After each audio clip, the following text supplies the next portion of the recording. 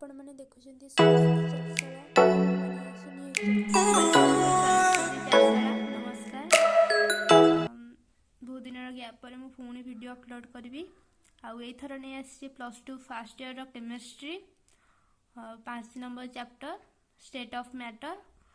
तार नोट्स मु प्रोवाइड करी आ नोट्स प्रोवाइड करने सहित बुझे बुझीगले नोट्स को मन रखा बहुत सहज हम। तो फास्ट अच्छी matter exist in 3 state namely solid liquid and gaseous state. एक कथा हमें 9th रु जानी जे जेकोसी मैटर हो तार 3टा स्टेट अच्छी सॉलिड लिक्विड और गैसियस स्टेट। सॉलिड मन कर वाटर वाटर सॉलिड स्टेटा कौन बरफ जो आइस एम कह आउ लिक्विडटा है से वाटर आउ गैसियस स्टेट है वाटर वेपर जल बाष्प। तो आम जानवा ये गोटे ट्रिपल पॉइंट कौन ना तो temperature at which all the 3 phase of the same substance exist together is called triple point. माने गोटे सब्सटेंस नेबा तार 3टा फेज रहिबो सॉलिड लिक्विड एंड गैसियस से 3टांक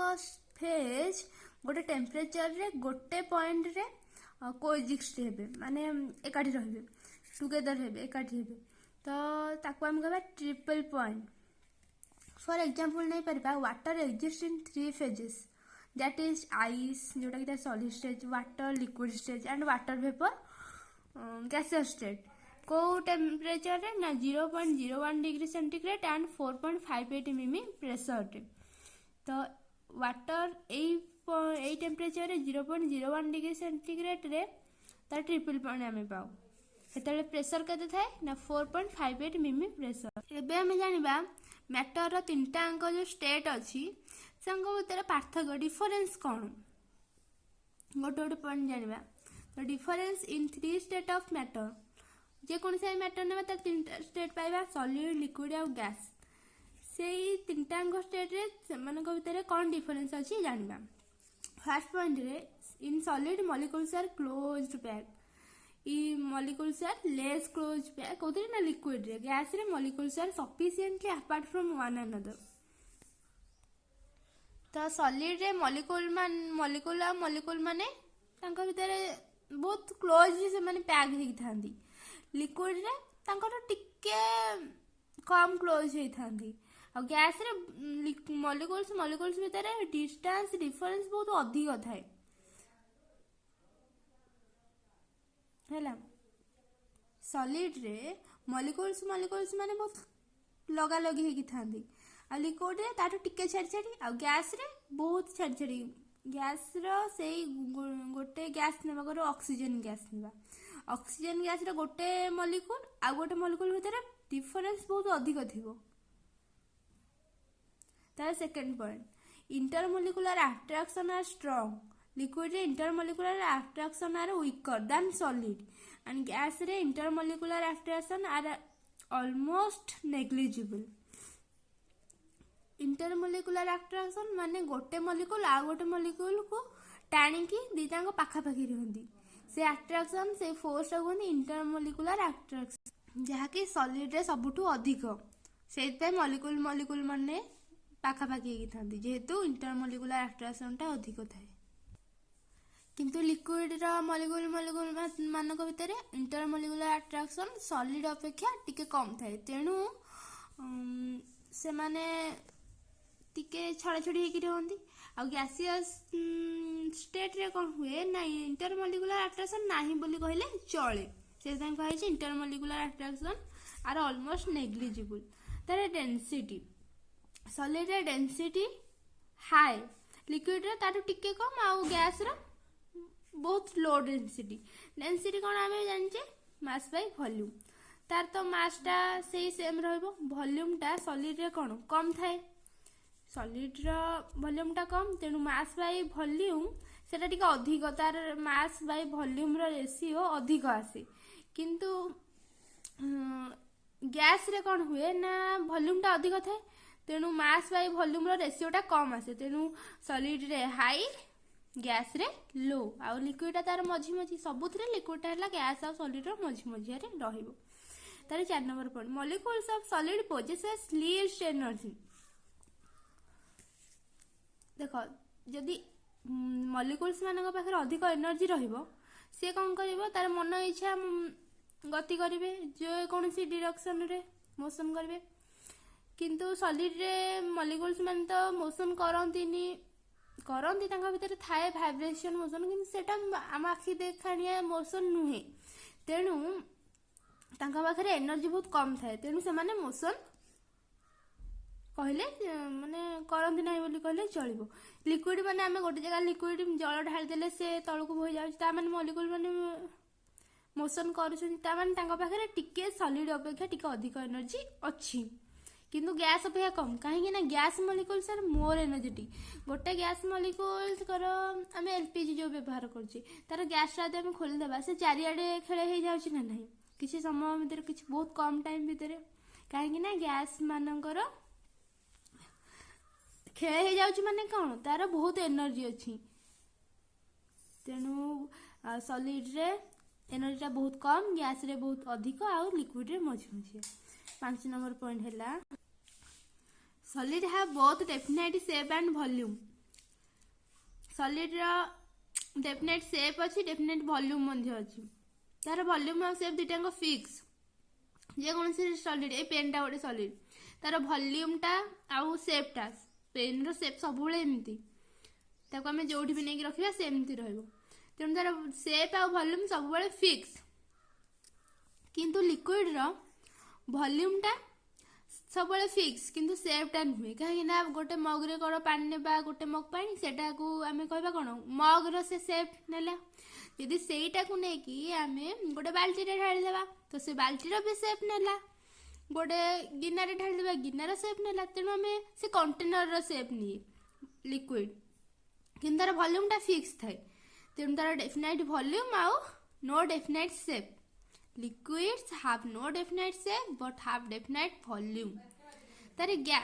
gases have neither definite shape nor volume gas मानकर ना डेफिनाइट शेप अच्छी ना डेफिनाइट वॉल्यूम अच्छी गोटे गैस ना ताकू जेकोसी गोटे जार भितर पशिदेवा तो से जार रो वॉल्यूम ऑक्युपाई करिवो तार शेपटा जार भाई हो से गैस को नहीं गोटे बड़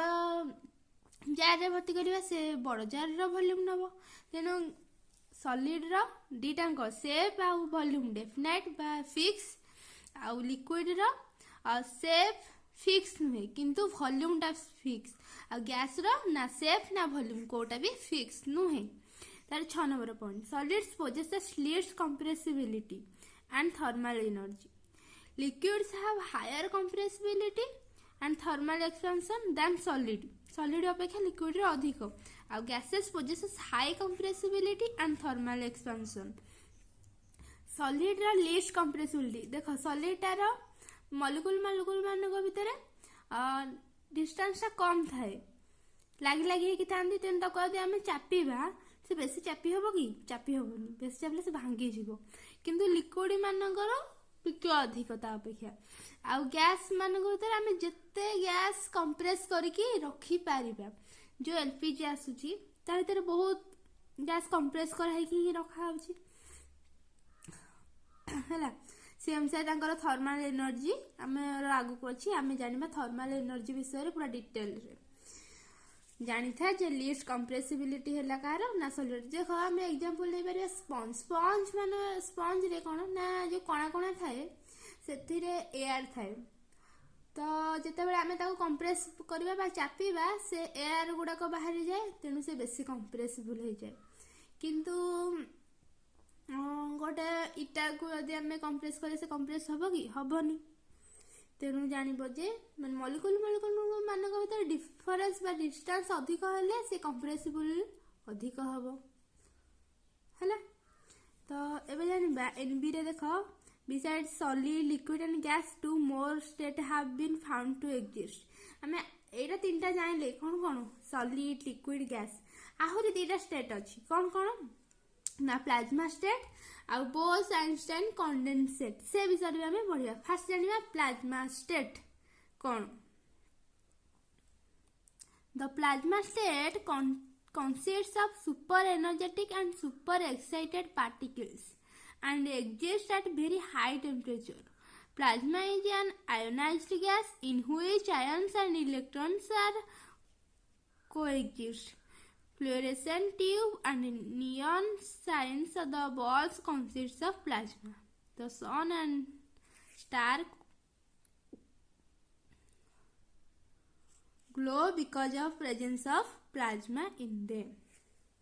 ଏବେ ଜାଣିବା ପ୍ଲାଜମା ଷ୍ଟେଟ୍ ଗୋଟେ କ'ଣ ଦେଖ ଆମେ ଜାଣିଥିଲେ ଗ୍ୟାସ୍ ଆଉ ସଲିଡ୍ ଗ୍ୟାସ୍ରେ ଯେଉଁଟା ଅଧିକ ରହୁଥିଲା ସଲିଡ୍ରେ ସେଇଟା କମ୍ ରହୁଥିଲା ସଲିଡ୍ରେ ଯେଉଁଟା ଅଧିକ ରହୁଥିଲା ଗ୍ୟାସ୍ରେ ସେଇଟା କମ୍ ରହୁଥିଲା ଆଉ ଲିକ୍ୱିଡ୍ଟା ସବୁବେଳେ ମଝିଆ ହିଁ ରହୁଥିଲା। ଏବେ ଜାଣିବା ପ୍ଲାଜମାଟା ହେଲା ଏମିତି ମନେ ରଖିପାରିବ ଯେ ଗ୍ୟାସ୍ଟା ଯାହା ଥିଲା ଏନର୍ଜେଟିକ୍ ଆମେ ଜାଣିଥିଲେ ଗ୍ୟାସ୍ଟା ଥିଲା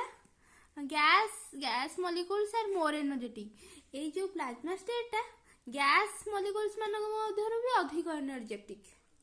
ହେଲା। The plasma state consist of plasma ଷ୍ଟେଟ୍ଟା କେମିତି ନା ସୁପର ଏକ୍ସାଇଟେଡ୍ ପାର୍ଟିକଲ୍ ମାନଙ୍କୁ ନେଇକି ପ୍ଲାଜମା ଷ୍ଟେଟ୍ ତିଆରି ହେଇଛି ବହୁତ ହେଭି ବହୁତ ଭେରି ହାଇ ଟେମ୍ପରେଚରରେ ପ୍ଲାଜମା ଷ୍ଟେଟ୍ର ମଲିକ୍ୟୁଲ୍ସ ମାନେ ରୁହନ୍ତି। ଆମେ ଜାଣିଥିଲେ ଗ୍ୟାସ୍ର ମଲିକ୍ୟୁଲ୍ସ ମାନେ ଏନର୍ଜେଟିକ୍ ଥିଲେ କ'ଣ ଇଏ କହିଲେଣି ପୁଣି ପ୍ଲାଜମା ଷ୍ଟେଟ୍ର ମଲିକ୍ୟୁଲ୍ସ ମାନେ ପ୍ଲାଜମା ଷ୍ଟେଟ୍ର ମଲିକ୍ୟୁଲ୍ସ ମାନେ ଗ୍ୟାସିୟସ୍ ଷ୍ଟେଟ୍ରେ ଯେଉଁ ମଲିକ୍ୟୁଲ୍ ମାନେ ଥାନ୍ତି ତାଙ୍କଠୁ ବି ଅଧିକ ଏନର୍ଜି ଥାଏ ପ୍ଲାଜମା ଷ୍ଟେଟ୍ର ମଲିକ୍ୟୁଲ୍ସ ମାନଙ୍କର। ତ ପ୍ଲାଜମା ଇଜ୍ ଆନ୍ ଆୟୋନାଇଜ୍ଡ ଗ୍ୟାସ୍ ଏଠି ଦେଖ ଲେଖା ହେଇଛି ଯେ ପ୍ଲାଜମା ଇଜ୍ ଆନ୍ ଆୟୋନାଇଜ୍ଡ ଗ୍ୟାସ୍ ଏଠି କାହିଁକି ସଲିଡ୍ ଲେଖା ହେଲାନି ଗ୍ୟାସ୍ କୁହା ଆମେ ଜାଣିଥିଲେ ଗ୍ୟାସ୍ଟା ହେଲା ମୋର୍ ଏନର୍ଜେଟିକ୍ ଏଇ ପ୍ଲାଜମାଟା ବି ତାଠୁ ବି ଏନର୍ଜେଟିକ୍ ତେଣୁ ପ୍ଲାଜମା ଗୋଟେ ହେଲା ଆୟୋନାଇଜ୍ଡ ଗ୍ୟାସ୍ ଯେଉଁଥିରେ କି ଆୟନ୍ସ ଆଣ୍ଡ ଇଲେକ୍ଟ୍ରନ୍ସ ଆର୍ କୋଏକ୍ଜିଷ୍ଟ ଆୟନ୍ ଆଉ ଇଲେକ୍ଟ୍ରନ୍ ମାନେ କୋଏକ୍ଜିଷ୍ଟ ହୁଅନ୍ତି। ଏକ୍ଜାମ୍ପଲ୍ ଦେଇପାରିବା ଆମେ ଯେଉଁ ସୂର୍ଯ୍ୟ ତାରା ଯେଉଁ ତାଙ୍କର ଲାଇଟ୍ ଏତେ ଲାଇଟନିଂ କରୁଛନ୍ତି ସବୁ ଏଇ ପ୍ଲାଜମା ପାର୍ଟିକଲ୍ ତାଙ୍କ ଭିତରେ ଥିବା ଯୋଗୁଁ। ତାପରେ ଆମେ ଜାଣିବା Bose Einstein condensate the state of matter consists of super colded solid in which the atoms lose their individual identity and condense to form a single super atom. Bose Einstein condensate ଷ୍ଟେଟ୍ଟା ହେଲା ସୁପର କୋଲ୍ଡେଡ୍ ସଲିଡ୍ ଆମେ ଯେମିତି କହିଥିଲେ ଯେ ପ୍ଲାଜମା ଷ୍ଟେଟ୍ଟା ହେଲା ଆୟୋନାଇଜ୍ଡ gas ତାର super energetic ଏଟା ଗ୍ୟାସ୍ର ଗୋଟେ ଉପରୁଆ ଗୋଟେ ଫର୍ମ ଏଟା ହେଲା ସଲିଡ୍ର ଗୋଟେ ତଳୁଆ ଗୋଟେ ଫର୍ମ ମାନେ ସୁପର କୋଲ୍ଡେଡ୍ ସଲିଡ୍ଟା ଯେତିକି କୋଲ୍ଡ ତାଠୁ ବି ଆହୁରି super colded solid in which the atom lose their individual identity ଯେଉଁ ଷ୍ଟେଟ୍ରେ ଆଟମ୍ ମାନେ ଏତେ କୋଲ୍ଡ ହେଇଯାଆନ୍ତି ଯେ ତାଙ୍କ ଇଣ୍ଡିଭିଜୁଆଲ ଆଇଡେଣ୍ଟିଟି ସେମାନେ ହରାନ୍ତି ଯେଉଁ ଆଟମ୍ର ଯାହା ଆଇଡେଣ୍ଟିଟି ଥାଏ ଏଇ ଷ୍ଟେଟ୍ରେ ଜଣା ପଡ଼େନି ଏଇଟା ଏଇ ଆଟମ୍ ଏଇଟା ସେଇ ଆଟମ୍ ଆଉ ସେମାନେ ଗୋଟେ ସିଙ୍ଗଲ ସୁପର ଆଟମ୍ରେ ପରିଣତ ହେଇଯାଆନ୍ତି। ଆମେ ଜାଣିଲେ ଏବେ 5ଟା ଷ୍ଟେଟ୍ ନେମ୍ଲି ଆମେ ଜାଣିଥିଲେ ସଲିଡ୍ ଲିକ୍ୱିଡ୍ ଗ୍ୟାସ୍ ତାପରେ ଜାଣିଲେ ପ୍ଲାଜମା ଷ୍ଟେଟ୍ ବୋସ୍-ଆଇନଷ୍ଟାଇନ୍ କଣ୍ଡେନସେଟ୍ ଏବେ ଜାଣିବା ଇଣ୍ଟରମଲିକୁଲାର ଫୋର୍ସ ବିଷୟରେ। ନେକ୍ସଟ କ୍ଲାସ୍ରେ ଆମେ ଜାଣିବା ଇଣ୍ଟରମଲିକୁଲାର ଫୋର୍ସ କ'ଣ से अनुसार आमर इंटराक्शन को आमर केते भाग विभक्त कराई dipole dipole interaction dipole induced interaction ए सब विषय आम